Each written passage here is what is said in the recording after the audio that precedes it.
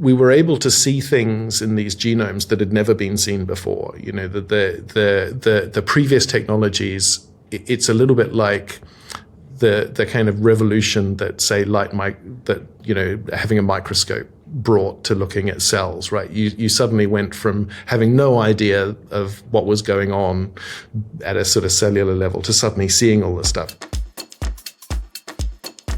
Welcome to When Science Finds a Way, a podcast about the science changing the world. I'm Alisha Wainwright. And on this series, I'm talking to the global experts who are making a difference, as well as the people who have inspired and contributed to their work. We've talked about genomics on this show before, and how understanding our genes can change our understanding of health. One example of this is the treatment of cancer. Cancers are caused by mutations in our genes. So if we can just sequence the genomes of those cancers, we can find out useful information, like what exactly caused a tumor or what treatment will be most effective. Today, I'm speaking with one of the researchers who took on this challenge, Dr. Peter Campbell. Dr. Campbell is currently the CSO and academic co-founder at Quotient, but previously, he worked with the Wellcome Institute, a genomics research center in Cambridge. Within the institute, he was the head of cancer aging and somatic mutation and the senior group leader at the Cancer Genome Project. That project has been part of a years-long coordinated international effort to sequence the genomes of the most important and common cancers. And that research mission is mostly mission accomplished. Dr. Campbell is here to discuss how this research has improved our understanding of cancer. We'll also look at how we can translate these wide-ranging discoveries into action that delivers better outcomes for patients in an equitable way around the world. Dr. Peter Campbell, welcome to the show. Thank you very much, and great to be joining you. Fantastic. Okay, first of all, some context. Can you tell us more about the genomic basis of cancers? What's happening at the genetic level when someone has cancer? So essentially, you're born with a genome that you inherit from your parents, and every cell in your body has a copy of that original blueprint that you inherited.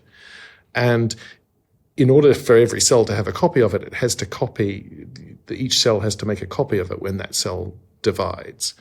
And when it makes a copy of itself, it's a little bit like, typing out a message on a computer. You can make typos when you do that, and that will lead to a change in that genetic blueprint that will be inherited by one of the cells. And we know that most of these genetic changes that happen as cells divide are pretty harmless. But if the wrong genetic change happens in the wrong gene, in the wrong cell, then that can push the cell towards cancer. And if one cell accumulates enough of these changes, then that's what essentially provides the recipe for cancer. And when you started working in the field of cancer genomics, what was the field like at the time? What was the most innovative thing when you started? So I was very lucky. I started my PhD just at the time that the original Human Genome Project was completing its first draft. So the Human Genome Project ran mostly through the 1990s and was an attempt to map the original genetic code of a human, basically. What is the sequence of the human genome. So it was a great time to be starting, because we had the kind of basic normal recipe of the genome. And there were a few kind of really amazing insights that came out of that initial kind of human genome project. The first is that, one, it was actually conceivable that you could sequence the entirety of a genome, and that's it. Which to me, currently in my brain, is still inconceivable. Yeah, but it's a pretty somehow amazing. They managed to do it. It's a pretty amazing thing to be able to do. And then a lot of advances in science are prompted by a sudden kind of innovation, change in technology, and the change in technology that really transformed cancer genomics was the ability to sequence the whole of the cancer genome at a much lower cost. And so when I came to the Sanger Institute, again, I was very lucky that literally the first week that I arrived in the institute, my boss said to me, well, we've got these new sequencing machines. We've not really tried them yet. Are you interested in playing with them? Which obviously I was. And so we were, I was very privileged to be able to kind of put the first cancer sample down one of these new machines. And the results were extraordinary. You could see almost instantly that we could dream of sequencing the entirety of one person's cancer genome, from the first base to the last base. Just for our audience and also myself, when you say sequencing an entire cancer genome, are you just like taking a piece of like a tumor or blood, or what does it mean to sequence the genome? What we do is we take a piece of the tumor, okay, which is probably 60, 70, 80% tumor cells, and then we take a blood sample and we sequence both of them. And what we're interested in are what are the changes that are present in the tumor cells that are absent from the blood cells. What that means is that you can look at the tumor cells and essentially subtract all the changes that the person was born with, the ones that they inherit from their parents, and you're left with the changes that cancer has acquired as it's gone through life. Is that the somatic mutation? That's right. Okay. That's what a somatic mutation is a change that's happened in the tumor that's missing from that wasn't inherited, basically. That must have been very fascinating for you as a young scientist, being able to use this new technology to make these comparisons. It was an amazing time because essentially we were able to see things in these genomes that had never been seen before. The previous technologies, it's a little bit like the kind of revolution that say having a microscope brought to looking at cells, right? You suddenly went from having no idea of what was going on at a sort of cellular level to suddenly seeing all this stuff. It was the same for the genome. We had, from the very first genome that we sequenced, we could see just these wild patterns of genetic change, entire chromosomes being kind of shredded and then stuck back together in kind of random pieces, kind of massive pieces of DNA that were present at 100 copies per cell, where they should have been present at 2 copies per cell, and all sorts of other amazing changes that we just had almost no idea would exist. The work you were a part of at the Wellcome Sanger Institute was part of the International Cancer Genome Consortium. Can you tell me a bit more about what that is and how your work specifically contributed? When we were sequencing the first 2 or 3 cancer genomes, we recognized that there was an opportunity to really scale this up and do it in thousands of patients and do it across all tumor types. But we also realized that we weren't going to be able to fund or do that entirely by ourselves, that this was going to need a big international consortium. And at the time we were thinking there's other groups around the world were obviously thinking the same thing. So through a kind of network of people that we worked with who were interested in the same area, we built up a collaboration, a consortium to essentially divide up the cancers amongst the different groups and make sure that the big tumor types were covered. So, for example, the National Cancer Institute in the US, the DKFZ, which is the big German cancer consortium, a number of other international kind of cancer groups decided to kind of join together and fund this project.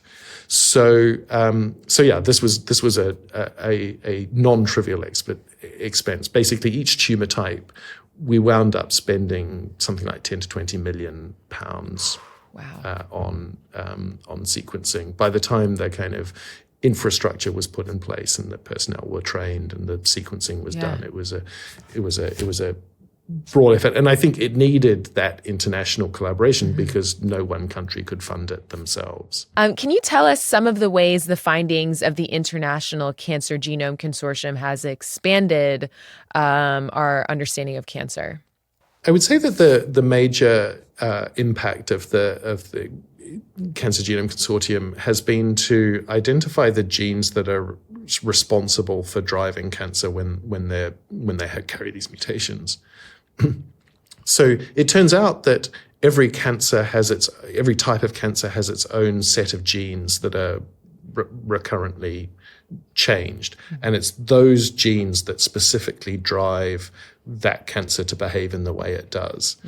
And so what the Cancer Genome Consortium, by systematically mapping all of the genes in the genome, we were able to identify which genes drove each particular type of cancer. What emerges from this is several things. First of all, these genes make really interesting drug targets. So, if because they fundamentally cause the biology of cancer, so they instruct the cell to proliferate out of control, they instruct the cell to spread around the body, et cetera, if you can identify that fundamental biological cause and then turn it off with a drug, then that can potentially stop a cancer in its tracks. My favorite example is actually a gene that was identified at the Sanger Institute before I joined by my bosses at the time, which is this in malignant melanoma. So melanoma is the nastiest form of skin cancer and is one of the highest causes of mortality in a number of countries around the world. The specific mutation that was identified is in a gene called BRAF, and these mutations are found in about 50% of patients with melanoma. So it's really a very frequent genetic change in these cancers, and essentially through a series of firstly the genetic testing and then biological studies, it was shown that the mutations activate the protein that the mutations are in, and lead to uncontrolled proliferation of the skin cells. So that leads to a fairly obvious opportunity to develop drug therapies. That if you can block the effects of this protein, then maybe you can switch these cancer cells off. And indeed, a number of drug companies have now developed BRAF inhibitors as therapeutic options, and they really do melt away the melanoma. So patients will often get a really quite remarkable response to the drug. Unfortunately, in the initial studies, the cancer came roaring back because the cells became resistant to the effects of the drugs. But with further work and further refinement and using combination therapies, actually now we're able to often achieve quite durable responses to these BRAF inhibitors and other drugs in a similar vein in malignant melanoma. And it's really a particularly nice example of how understanding the genetics can lead to rational therapeutic design. The other thing that turns out to be really interesting from all of this is that these mutations act as blueprints for the cancer. And we can use them diagnostically. So for example, it's surprisingly common that you will see a cancer and you won't actually know what cell type it comes from. And by looking at the kind of pattern of mutations, which genes are mutated, you can often make a pretty good educated guess at what type of cancer that is. And the third thing you can do is that it turns out that because these genetic changes fundamentally drive the biology of the cancer, they also they tell you about how aggressive someone's cancer is. Right. We can use them really to make a statement about how risky that person's cancer is. And by doing a risk profile of a given patient, we can begin to work out how aggressive we need to be in our therapies for that person. So if they have a pretty low risk cancer, then we can be a little bit gentler with the treatment. If they have a very high-risk cancer, then maybe we need to escalate the intensity of the therapy for that person.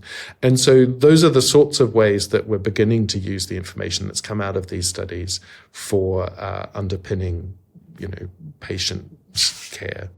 So what stage is the International Cancer Genome Consortium at now, and have we finished sequencing these cancer genomes? This initial discovery phase that I was outlining, that is largely complete now. There's still lots more to be discovered, but the kind of most frequently mutated genes in the most common cancers have all been mapped now. So that phase of this is complete. There are a lot of efforts internationally around how do we stitch this kind of diagnostic approach into routine clinical care, and how do we use what we already know to make the best predictions about what is going to happen to those patients that we're sequencing in the clinic, and then how can we use that information to continue improving the quality of the predictions for future patients.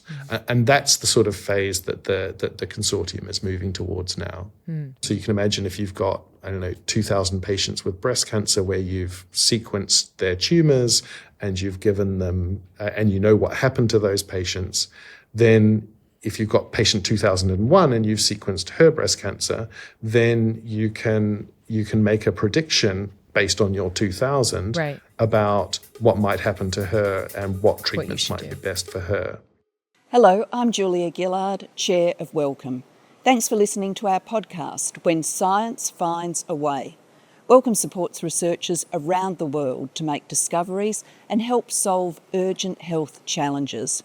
We believe in the power of science to build a healthier future and the need for inclusive, collaborative action to ensure everyone can benefit. To get involved, visit wellcome.org. That's welcome with 2 L's. Now, back to the story. Speaking from personal experience, I've had a genetic test because I was potentially at risk of having a hereditary genetic mutation that thankfully I don't have. But can you explain the similarities and differences between the kind of genetic test that I took and your work looking into cancer genomes? Right. So the testing that you had is testing of the genome that you were born with. So essentially you inherit half of your genome from your mother and half of your genome from your father. And that genome, because we're all, unique individuals, each person has their own unique genetic makeup that's present in all of their cells. And it so happens, as happened in your case, that occasionally you can inherit a variant that puts you at an increased risk of cancer. And that's what we would call familial predisposition to cancer, would be the technical term for it. But basically it's an inherited form of cancer risk. What we do when we sequence a cancer genome, when we sequence the tumor and the blood, we actually, for free, if you like, not quite for free, but as part of it, we do wind up getting the sequence of the genome that you're born with. That's essentially why we sequence the blood, because that tells us the genome that you were born with. But in addition to that, we also find the somatic changes that are specific to the tumor. So when I talk about sequencing a cancer genome, we're looking at both the somatic mutations and the variants that are inherited, the germline variants. Well, let's find out more about what our growing understanding of cancer genomics means on the ground to patients in a clinical context. Sara Gómez is a behavioral health researcher from Colombia who has worked in the U.S. Specifically, she worked with communities of predominantly Black and Latina women who were at risk of hereditary breast and ovarian cancers, educating them and helping them engage with genetic testing. Sara describes her role as being at the intersection of translational genomics and health equity. She told us what that means and shared her thoughts on issues of equity and access. So translational genomics is a little bit of an emerging field.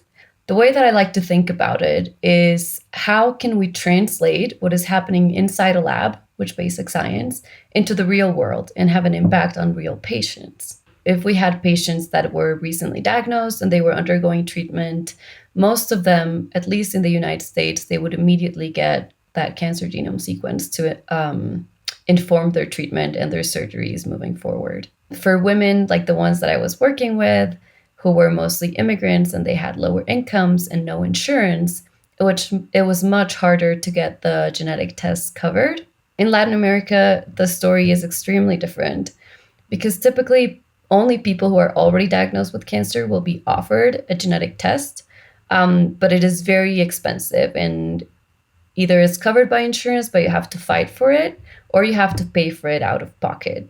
So there are different steps that we can take as an international community to make accessibility to genetic testing for hereditary cancers more equitable. I think the first one in terms of access is building capacities in countries or in our region. And that is both in terms of infrastructure, so the ability to have labs that can analyze the tests, and also in terms of the workforce. The second one, which is not so much in terms of access, but in terms of making just cancer genomics more equitable, is about the sample. Because on one side, we want to be able to have information from the most diverse and representative sample as we possibly can. And on the other side, we want to be protective of people's privacy and their needs, and this is their genetic information. So it is a little bit of a balance in making sure that if people are sharing their genetic information for a data repository, for research, for example, that they are truly informed about what is happening to that information and how it is being used. So one of the biggest challenges with genome sequencing and genetic testing has been specifically the ethical component of it, and it is about the data collection as well.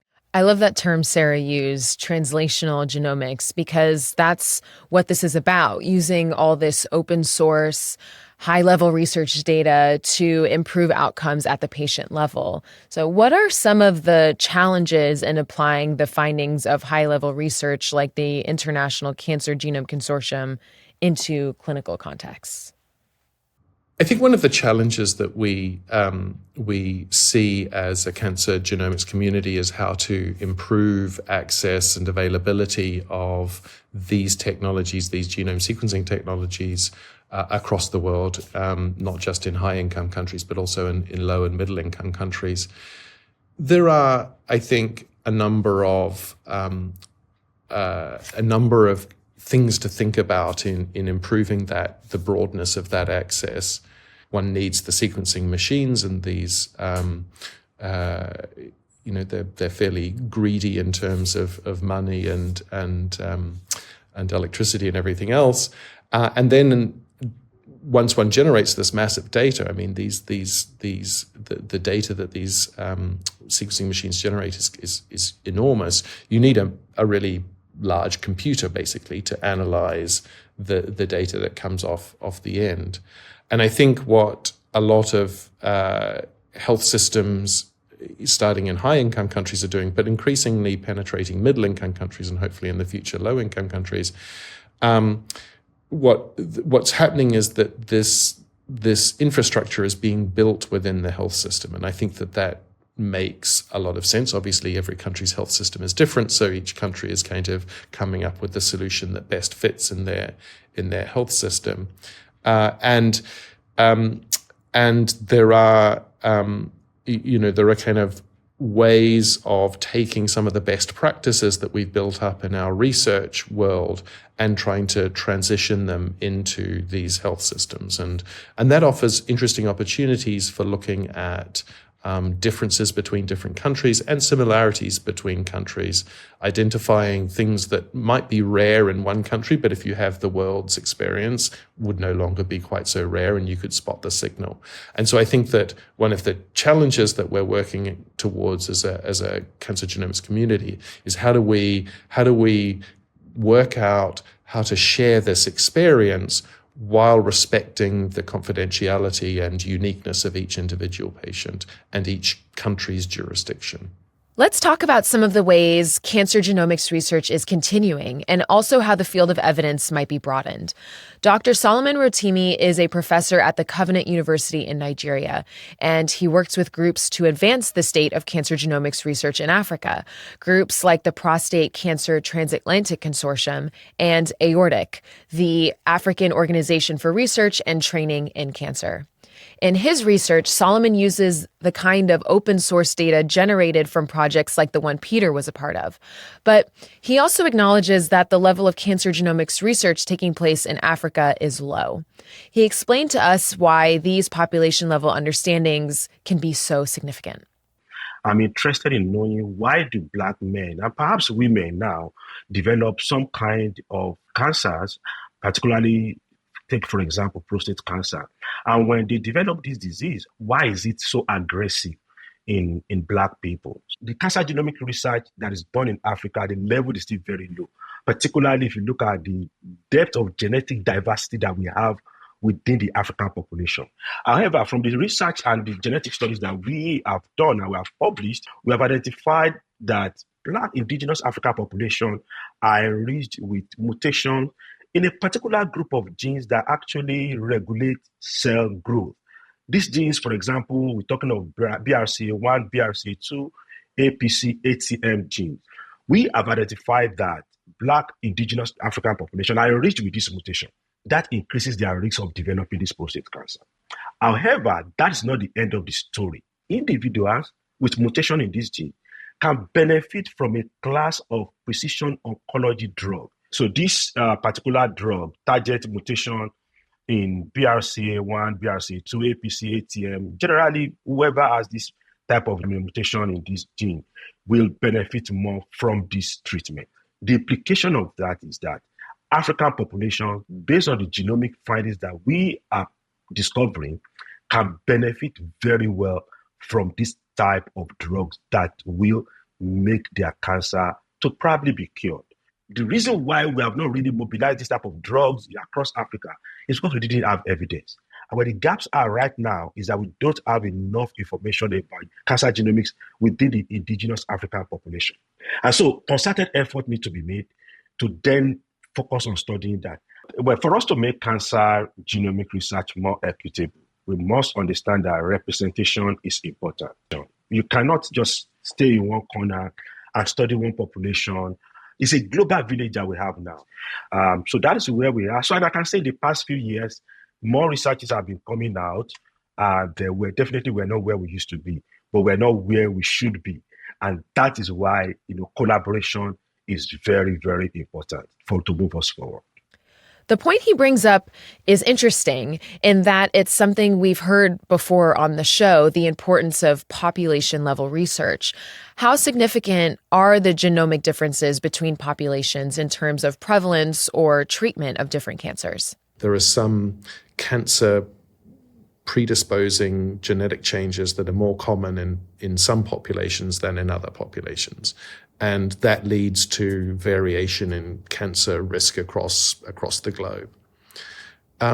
That's actually probably dwarfed by the effects of different environments across the globe.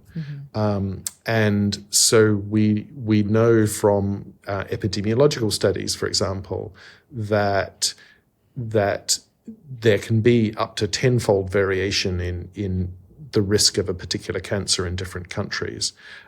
Some of that is explained by the kind of genetic differences between the populations, but most of it's explained by often unknown factors in the environment. And so one of the projects that's led by my colleague Mike Stratton together with the International Agency for Research in Cancer have been trying to do is to kind of collect cancers from all around the world and then sequence the genomes in a pretty unbiased way and compare the differences in signatures between high-risk areas and low-risk areas for a given tumor type.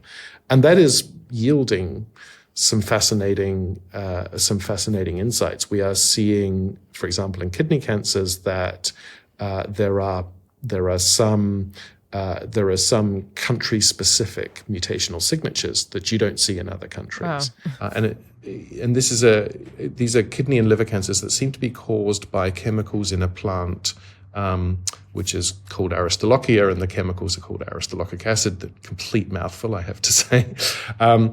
And what's really fascinating about this observation is that the chemicals in the Aristolochia plant, they directly damage DNA, and they lead to this very distinctive change in the series of changes in the genome. And we can tell whether a kidney cancer or a liver cancer has been exposed to this chemical because the set of changes is so distinctive that it stands out a mile. So in particular, around in some of the Balkan areas around Romania and to an extent Serbia, you can see that almost all of the kidney cancers in these regions have this very distinctive signature. In East Asia, you also see this signature in some patients with kidney and liver cancer, and it seems like the exposures are different in the two places. So in East Asia, the Aristolochia plant is used as a traditional herbal medicine. And in fact, it's definitely not a medicine, it's a carcinogen. And the people who are taking it as a medicine are actually exposing themselves to something that is directly damaging their DNA, and in a fraction of those patients will lead on to kidney or liver cancer. In Romania and that Balkan area, that region of the Balkans where these signatures are seen, it seems like the exposure is more endemic, that people are just somehow exposed to this plant. One of the really kind of interesting pieces of detective work that's going on at the moment is to try and find out exactly what is the source of exposure that's happening in Balkans, because it obviously sets up this really interesting public health opportunity to say, actually, if we can figure out how people are getting exposed to this in these regions and we can correct that, then maybe we can decrease and prevent some people getting kidney cancer. Let's zoom in to clinical level now. How does our improved understanding of the genome of cancers impact on the way we treat and diagnose cancers for patients?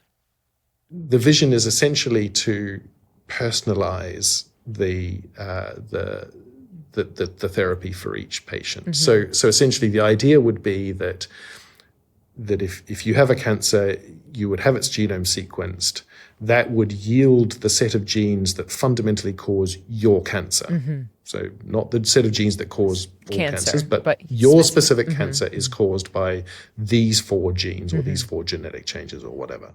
We're quite away from that at the moment, but we are making progress towards it. So there are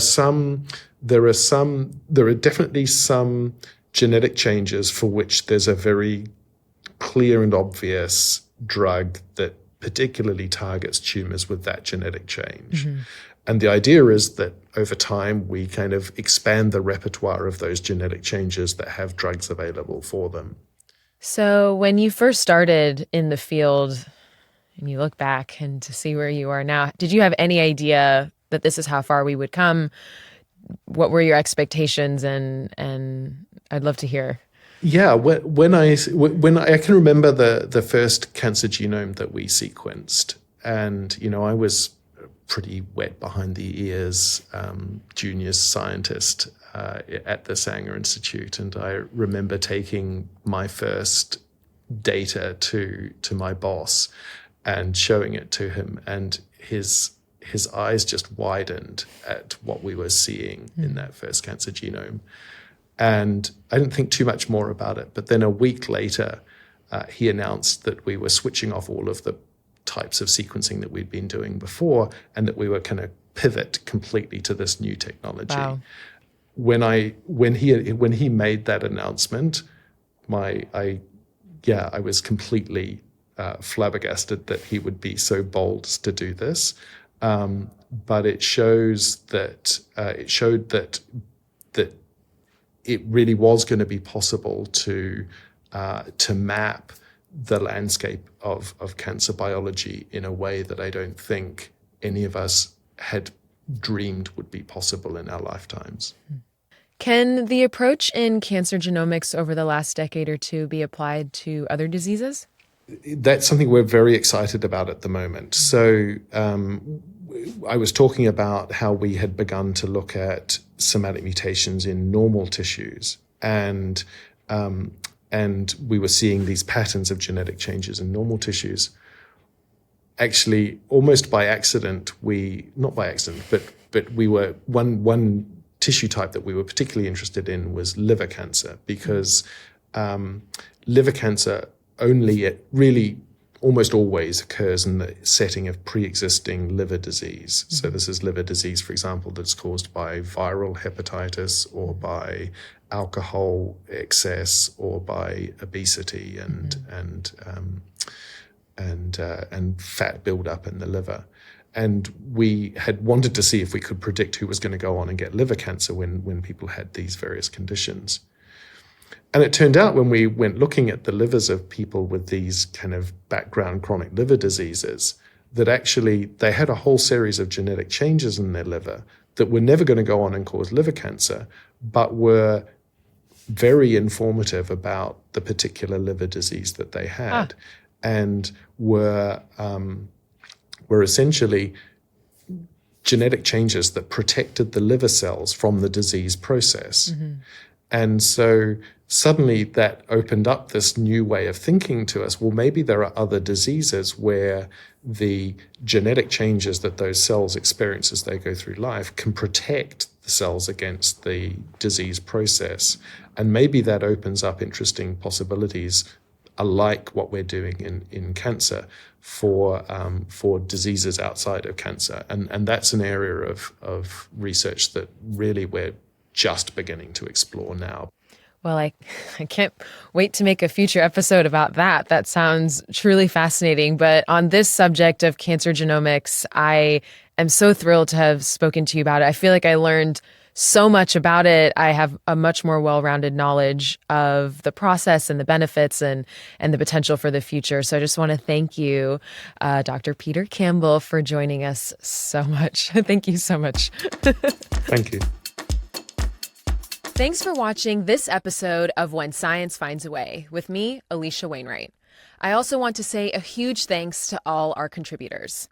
When Science Finds a Way is brought to you by Wellcome, a charitable foundation that supports the global scientific community, working to build a healthier future for everyone. If you visit wellcome.org/podcast, that's welcome with 2 L's, you'll find transcripts from the show and a whole host of information about the urgent health challenges Wellcome is tackling. And remember to hit the subscribe button here on YouTube for more episodes of the podcast. See you next time.